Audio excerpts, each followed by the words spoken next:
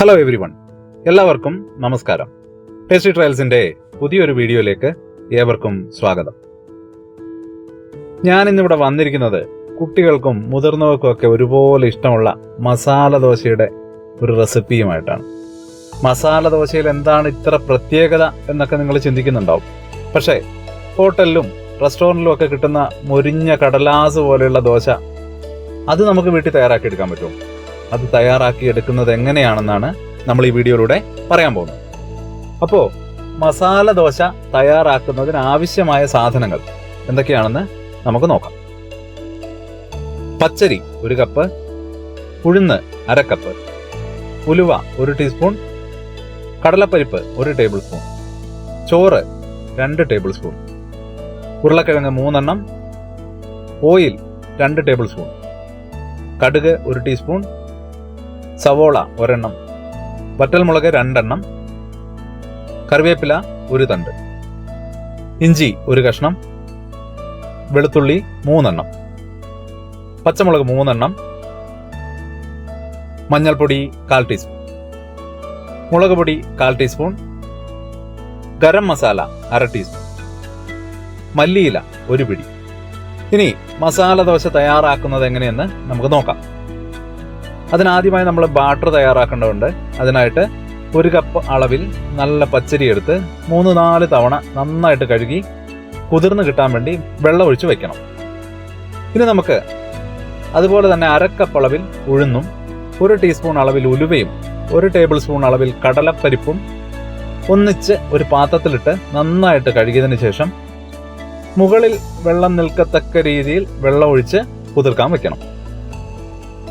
ഈ വെള്ളത്തിൽ തന്നെയാണ് ഇതെല്ലാം നമ്മൾ അരച്ചെടുക്കാൻ പോകുന്നത്. ഒരു 5 മണിക്കൂറെങ്കിലും ഇങ്ങനെ കുതിർക്കാൻ വെക്കണം. ഇപ്പോൾ ഏതാണ്ട് ഒരു 5 മണിക്കൂർ കഴിഞ്ഞിട്ടുണ്ട്. അരിയും ഉഴുന്നും എല്ലാം നന്നായിട്ട് കുതിർന്ന് വന്നിട്ടുണ്ട്. നമുക്കിനി ഇത് മിക്സിയുടെ ജാറിലേക്കിട്ട് നന്നായിട്ട് അരച്ചെടുക്കാം. ഉഴുന്നരയ്ക്കുമ്പോൾ നന്നായിട്ട് അരച്ചെടുക്കണം. തരികളൊന്നും പാടില്ല. ഉഴുന്ന് കുതിർത്ത വെള്ളത്തിൽ തന്നെയാണ് നമ്മൾ ഈ ഉഴുന്ന് അരച്ചെടുക്കുന്നത്. അരച്ച ഉഴുന്ന് ഒരു പാത്രത്തിലേക്ക് മാറ്റാം.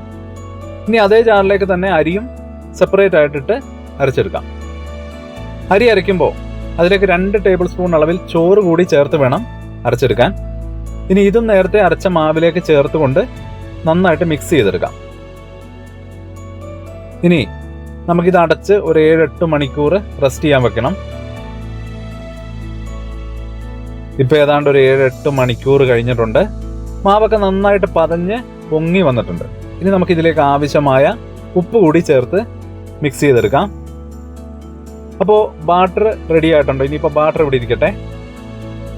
നമുക്ക് ദോശയ്ക്ക് വേണ്ട മസാല തയ്യാറാക്കാൻ വേണ്ടി ഒരു 3 ഉരുളക്കിഴങ്ങ് എടുത്ത് നടുവേ മുറിച്ച് ഉപ്പും മഞ്ഞളും ഇട്ട് ഒരു കുക്കറിലിട്ട് വേവിച്ചെടുക്കണം. ഇനി ഇതിന്റെ തൊലി പൊളിച്ച് കളഞ്ഞ് ചൂടോടുകൂടി തന്നെ ഒരു ഫോർക്ക് ഉപയോഗിച്ച് ഉടച്ചെടുക്കാം. നന്നായി ഉടയ്ക്കേണ്ട കാര്യമില്ല, ചെറിയ തരിയായിട്ട് ഉടച്ചെടുത്താൽ മതിയാവും. ഏതാണ്ട് ഇതുപോലെ ഉടച്ചാൽ മതിയാവും.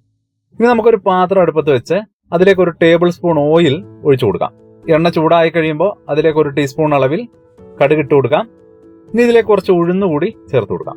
മസാലയ്ക്കകത്ത് ഒന്ന് ഇടയ്ക്ക് ഒരു ചെറുതായിട്ടൊന്ന് കടിക്കാൻ വേണ്ടിയിട്ടാണ് ഉഴുന്ന് നമ്മൾ ചേർത്ത് കൊടുക്കുന്നത്. ഇതിലേക്ക് 2 വറ്റൽമുളകും കുറച്ച് കറിവേപ്പിലയും കൂടി ഇട്ട് കൊടുക്കാം. ഇനി നമുക്ക് ഒരു സവാള നീളത്തിൽ അരിഞ്ഞതും കൂടി ഇതിനകത്തേക്ക് ഇട്ട് കൊടുക്കാം. ഇനി ഇതിലേക്ക് പൊടിയായി അരിഞ്ഞ ഇഞ്ചിയും 2-3 വെളുത്തുള്ളി ചതച്ചതും 3-4 പച്ചമുളക് അരിഞ്ഞതും ആവശ്യത്തിന് ഉപ്പും കൂടി ചേർത്ത് കൊടുക്കാം. ഇനി ഇത് നന്നായി ഇളക്കി കൊടുക്കാം. അങ്ങനെ ഫ്രൈ ആവേണ്ട കാര്യമൊന്നുമില്ല, കുറച്ച് വെന്ത് കിട്ടിയാൽ മതിയാവും. ഇനി ഇത് മൂടി വെച്ച് ഏതാണ്ട് ഒരു 5 മിനിറ്റ് നമുക്ക് വേവിച്ചെടുക്കാം. ഫ്ലെയിം കുറച്ച് വെച്ച് പൊടികൾ ഓരോന്നായി നമുക്ക് ചേർത്ത് കൊടുക്കാം. 1/4 ടീസ്പൂൺ മഞ്ഞൾപ്പൊടി, 1/2 ടീസ്പൂൺ മുളക് പൊടി, 1/2 ടീസ്പൂൺ ഗരം മസാല. ഇത്രയും ചേർത്ത് നമുക്ക് ഇളക്കി കൊടുക്കാം. മസാലയുടെ പച്ചമണം മാറുന്നത് വരെ നമുക്ക് ഇളക്കിയെടുക്കണം. ഇനി ഇതിലേക്ക് കുറച്ച് കായപ്പൊടി കൂടി നമുക്ക് ചേർത്ത് കൊടുക്കാം. ഇതിലേക്ക് നേരത്തെ ഉടച്ച് വെച്ചിരുന്ന ഉരുളക്കിഴങ്ങ് കൂടി നമുക്ക് ചേർത്ത് കൊടുക്കാം. ഇനി ഉപ്പ് കുറവുണ്ടെങ്കിൽ ആവശ്യത്തിനുള്ള ഉപ്പ് കൂടി ഇപ്പൊ ചേർത്ത് കൊടുക്കണം. ഇനി ഇതെല്ലാം കൂടെ ഒന്ന് നന്നായിട്ട് മിക്സ് ചെയ്തെടുക്കണം. കുറച്ച് ചൂടുവെള്ളം കൂടെ നമുക്ക് ഒഴിച്ചു കൊടുക്കാം. കാരണം ഈ മസാല ഇപ്പോൾ നല്ല കട്ടിയാണ്, ഒന്ന് ലൂസാക്കി എടുക്കണം. കുറച്ച് ചൂടുവെള്ളം ഒഴിച്ച് നമുക്ക് ലൂസാക്കി എടുക്കാം. ഇനി ഇതൊന്ന് മൂടി വെച്ച് ഏതാണ്ട് ഒരു 5 മിനിറ്റ് നമുക്ക് വേവിച്ചെടുക്കാം. ഇപ്പം മൂടി തുറന്നു. അപ്പം മൂടി തുറന്ന് ഒന്ന് മിക്സ് ചെയ്ത് കുറച്ച് മല്ലിയില കൂടി നമുക്ക് ഇതിന് മുകളിൽ ഇട്ട് കൊടുക്കാം.